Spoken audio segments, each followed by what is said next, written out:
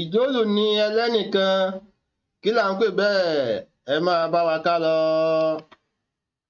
Ìmọ̀ ọrọ̀ ajé, ọrọ̀ ajé, ọrọ̀ ajé dé. Ìmọ̀ ọrọ̀ ajé, ọrọ̀ ajé, ọrọ̀ ajé dé o. Ìmọ̀ ọrọ̀ ajé ni mo mọ̀ tí mo dolówó. Ìmọ̀ ọrọ̀ ajé ni mo mọ̀ tí mo dọlọ́lá. Ìmọ̀ ọrọ̀ ajé ni mo mọ̀ mo doníire gbogbo. Ìmọ̀ ọrọ̀ ajé dé o, ẹ wá bá wa gbọ́. Ìmọ̀ ọrọ̀ ajé dé o, ẹ wá bá wa gbọ́. Ẹ káàbọ̀ padà. Sole proprietorship. Ìjólù ni ẹlẹ́nìkan. Oríkì. Ìjólù ni ẹlẹ́nìkan ni a lè kì gẹ́gẹ́ bí ìrí àdáwọ́lé òwò kan, èyí tí a ní, tí a fún ní owó náà, tí a sì darí lọ́wọ́ ẹnìkan ṣoṣo pẹ̀lú àfojúsùn alákọ̀ọ́kọ́ láti mú èrè tóbi jùlọ. Ìjólù ni ẹlẹ́nìkan, èyí tí ọ̀pọ̀lọpọ̀ mọ̀ sí òwò ẹlẹ́nìkan ṣoṣo, ní oríṣi ìgbékalẹ̀ òwò pípẹ́ jùlọ àti àwọ́pọ̀ jùlọ. A lè rí àpẹẹrẹ ìjólù ní ẹlẹ́nìkan lọ́dọ̀ àwọn tẹ̀wétẹ̀wé, aránṣọ, atóríṣe àti àwọn olórin.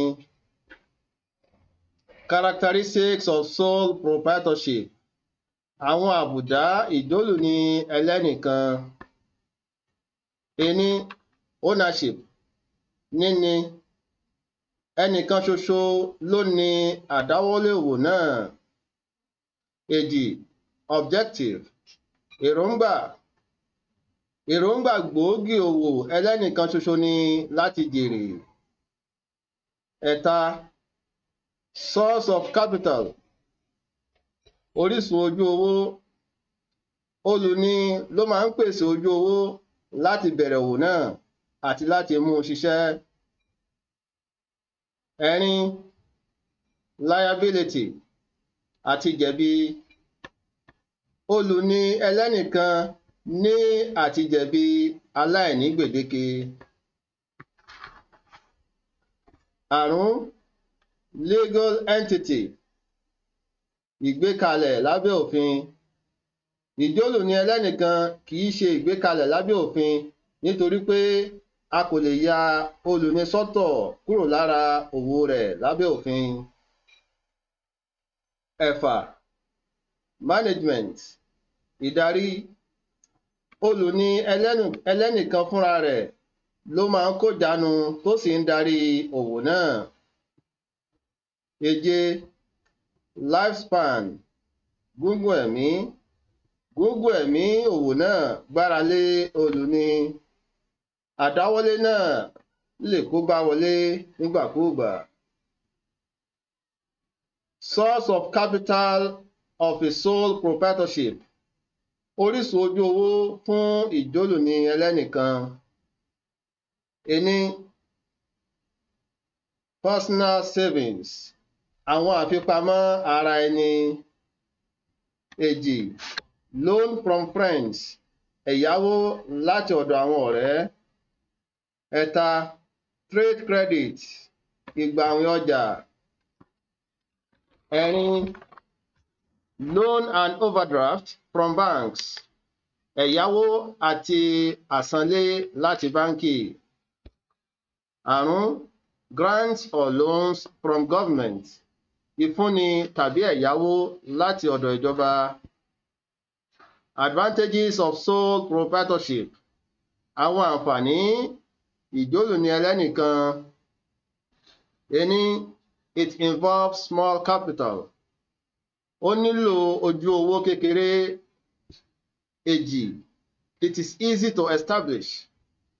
Ó rọrùn láti dá sílẹ̀. Ẹ̀ta, decisions can be taken quickly. Àwọn ìpinnu ṣeé ṣe kíákíá. Ẹ̀rin, it is easy to manage. Ó rọrùn láti darí.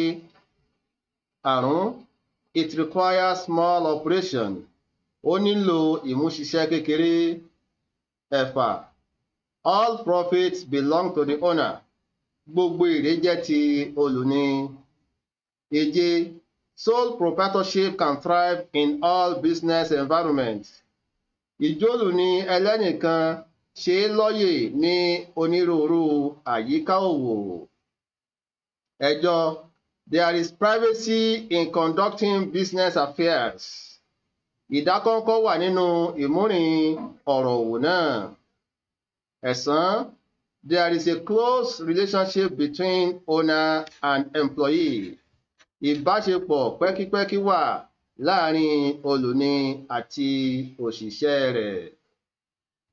Ẹ̀wá, there is a close relationship between owner and customers. Ìbáṣepọ̀ pẹ́kípẹ́kí wà láàárín olùní àti àwọn oníbàárà rẹ̀.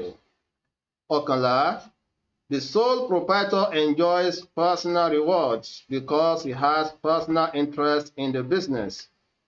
Olùní ẹlẹ́nìkan máa ń gbádùn àwọn ẹ̀san alára ẹni nítorí pé ó ní ìfẹ́ alára ẹni sí òwò náà. Èjìlá, there is effective planning. Àlàkalẹ̀ jíjáfáfá máa ń wà.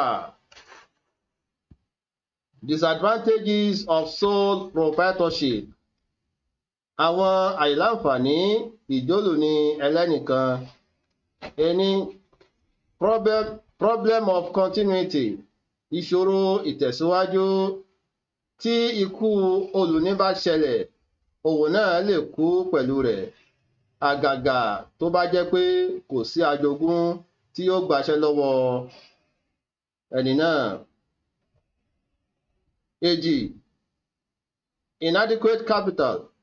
Àìtó ojú owó. Ẹ̀ta, the sole proprietor bears all risk alone. Olùní ẹlẹ́nìkan ló máa ń dánìkan forí la àwọn ewu. Ẹ̀rin, sole proprietorship has unlimited liability.